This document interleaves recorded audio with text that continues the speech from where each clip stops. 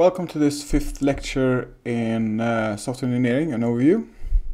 And in this lecture I'm going to talk about requirements. So basically we want to capture requirements properly because it saves money and it earns us money. We want to give the user or the customer what the customer wants. And if we can keep the customer happy, it means the customer might come back and we have a happy customer. And we have a lot of competing requirements, and typically in the olden days, requirements were quite complex or comprehensive. Like I've seen cases where a requirements document has been over 200 pages, and even the summary list where all the requirements have been summed up have been on like 20 pages. So that means we need also consider making them try to abbreviate them to make sure that we capture all the essential parts and don't overdo it. Now, requirements document are typically used in the old waterfall diagram or waterfall models, and in agile software we still have requirements, but since there are shorter stints, like you have shorter iterations, then you can update those requirements along the way.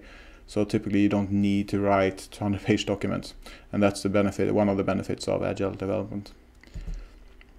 The reason why we need to capture requirements properly is because if we don't, we might have big accidents. In this case, the requirement specified measurements for a switch in millimeters, but the developer treated it as inches, so there was a mismatch, and we had a train accident outside of Boden in northern part of Sweden. And we have some information being lost along the way as well. There are many people involved and they all interpret the requirements differently. So it might be difficult to see what the customer actually wanted. And we have this window of opportunity as well, where we need to keep the quality up, the functionality up, but keep the costs down, and of course the time it takes to develop it down as well. So basically we need to develop it on time, within budget, and meet the requirements. And catching errors early is very, very important. If you catch an error during the requirements definition, it costs pretty much nothing to fix it. You just update the specification. But if instead you capture it as late as in the post-delivery, then you may have to recall the software, or you need to make some software updates, etc. It's bad, really bad for business. It costs a lot of money, and it may actually drive the customer away as well. So in the software process, if you have crap in, you get crap out. So if you have bad definitions, bad requirements, you get bad software. So get the requirements done right, don't underestimate it. If you're making a small software like the Hello World program, you may not think you need one, and I guess so. But if you have a development team, maybe you have 5 development teams distributed on 5 different countries, then you're definitely going to need a good design. So for requirements, the customers have access to different tools. We already described those, like it could be actors' use cases, use case diagrams, activity diagrams, state charts, data flow diagrams, storyboards, etc. For requirement specification or functional specification, we typically use text-based tools or sequence diagrams, class module diagrams, test plans.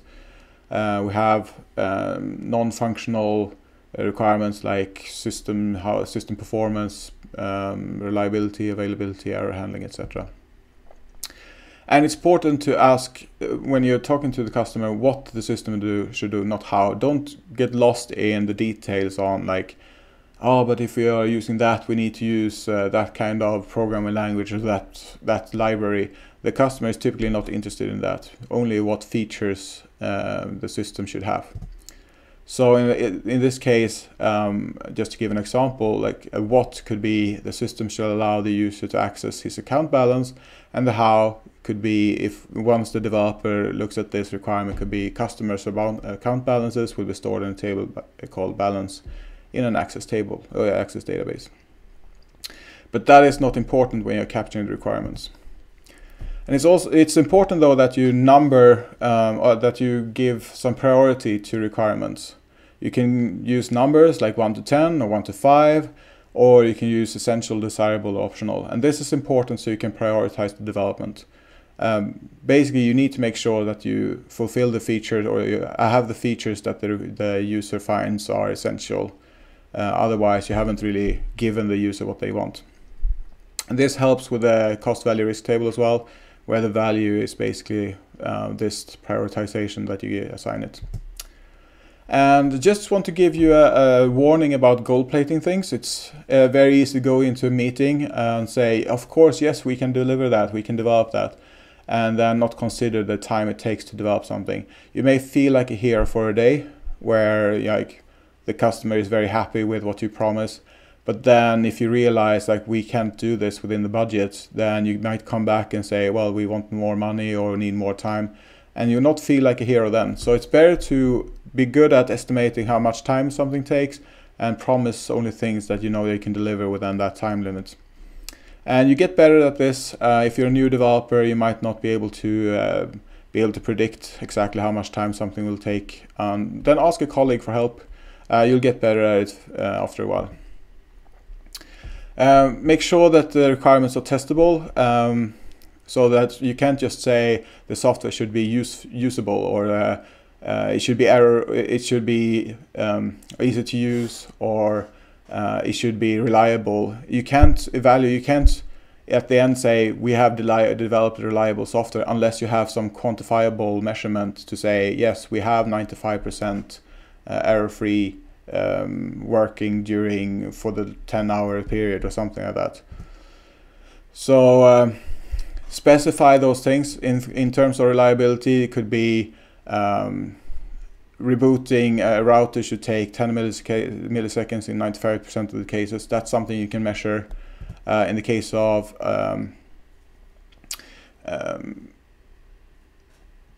usability, it might be it should only take 3 clicks to reach a certain functionality, or it should only take 30 minutes to learn a software from scratch if you're new.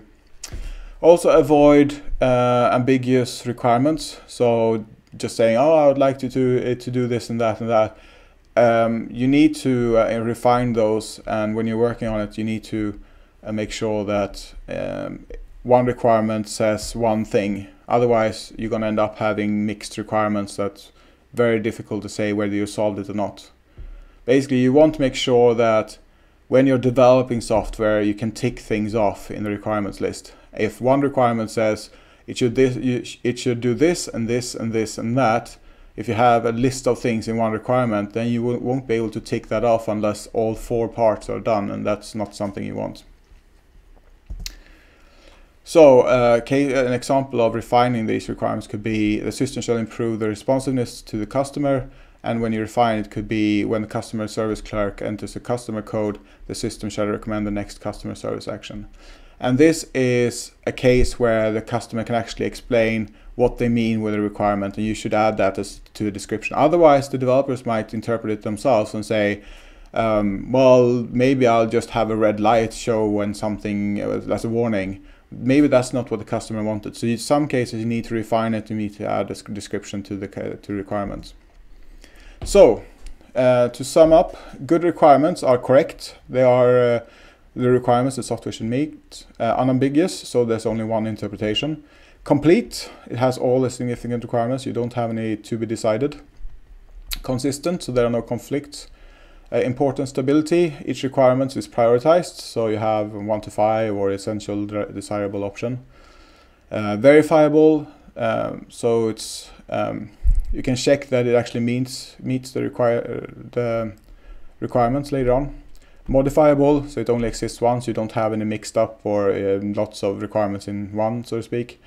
Traceable, enumerable, backward and forward. So basically you make sure that each requirement has a number, and one way I like to do is if I have, for instance, a client software and a server software, I might have all the requirements that relate to the client software are numbered 1000 something, and all the requirements relating to the server software are numbered 2000 something. Or it could be user interface and administrator interface could be different numbers, etc. Anyways, it's a good way to keep them apart so you can easily tell which area they belong to later on. So that is about requirements, and I hope you watch future lectures as well. Thank you.